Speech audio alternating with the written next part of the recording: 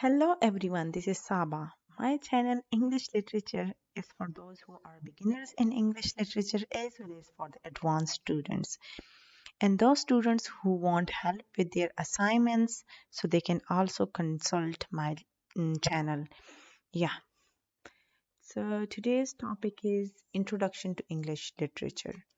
In this section, we will know about the meaning and purpose of English literature, that what does actually English literature portray. So, and like what do we study in literature and specifically in English literature? Literature is the reflection of life. It mirrors the society in which it is generated. The word literature comes from the Latin word literatura, meaning writing organized with letters. We classify literature according to language, origin, historical period, genre, and subject matter. Initially, literature was a form of entertainment for the people. Like in ancient time, people would use it as a form of entertainment. But over time, it attained the purpose of reform as well. The writers started highlighting the social issues in their writing. Thus, it became a medium to draw the audience's attention to certain matters and urge them to think about the reform. English literature emerged with the beginning of the history of English people. As it is English literature, so it portrays the life of English people and it emerged with the history of English people. So it refers to all the literary works, novels, short stories, poems, fiction, non-fiction, and plays composed in English. The earliest works of English literature mirror the life lived by the people of that region at that specific period.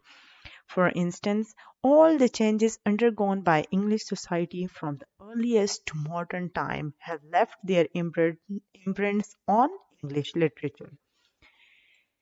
From ancient civilizations to the modern era, indeed, all the works of literature have given us insight into the issues and trends prevailing at that time.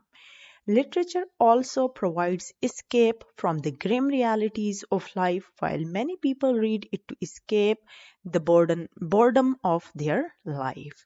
Moreover, the higher type of literature helps the readers to escape from trivial reality to significant reality.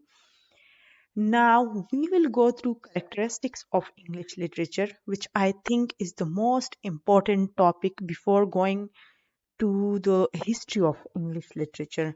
So let's start with the characteristics of English literature. English literature can be found in all parts of the world: America, India, Australia, Britain, and many smaller areas. Its history ranges from the Old English of Beowulf to the stream of consciousness of James Joyce. Beowulf, it's a very old book in English literature. Like we can also consider it the first book in English literature. While this book written by James Joyce, in which he has used stream of consciousness technique, it is the most modern technique and modern book in English literature. So while it shares certain characteristics with all Western culture, there are a couple of characteristics that make English literature unique. So let's go through those unique characteristics which make English literature different from other literatures. The first thing is English language. So, English has more words than most languages, and those words have come from many different sources from all over the world. As a result, English is rich in words that vary slightly in meaning or that have different connotations. Shakespeare, a well known writer, was a master at using the English language to compose great literature, using its wealth of words to compose brilliant speeches and witty puns. Another characteristic is common themes in dramatic narrative. English literature revolves around just a handful of common themes, many of which are shared with Western literature that describe nearly all its stories. The five most commonly identified and most commonly used are Overcoming the Monster, Rags to Riches, The Quest, Voyage and Return, and Boy Meets Girl. Influences on English literature.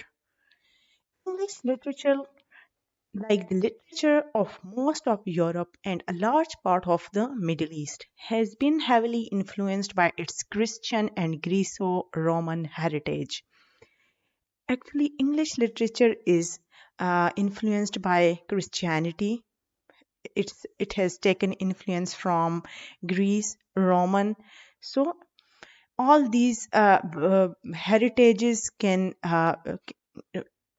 be found in English literature. Yes. This can be seen most clearly before the 20th century when a classical education ceased being the norm for youths. These influences are blended with uniquely British traditions, most notably King Arthur and Robin Hood. The tragic but heroic king, which can also be traced back to Beowulf, and the cheeky good hearted rogue are common English literature stereotypes. Now, another interesting characteristic is utopianism. Utopia actually it means perfect land, dreamland, and this word actually came in English literature after a book written by Thomas More named Utopia. But first, it was used by Plato in his book Republic. So let's go through this explanation. It is not unique to English literature. Like utopianism is not unique to English literature. The search for a perfect land in this life is remarkably common compared to other literary traditions. The theme can be traced back to Plato's Republic but was revolutionized by Thomas More in the 1600s when he wrote Utopia. For the first time forward, utopias and dystopias, lands that seem perfect but which are in fact terribly flawed, have been common plot drivers in English literature, concentrated especially in fantasy and science fiction genres. So that's all. Hope you all will enjoy my lecture, and I'm waiting for your feedbacks. And please let me know in the comment section that which other topic do you want me to cover. So please subscribe my channel and keep supporting me. That's it. Thank you. Have a good day. Bye bye. Take care.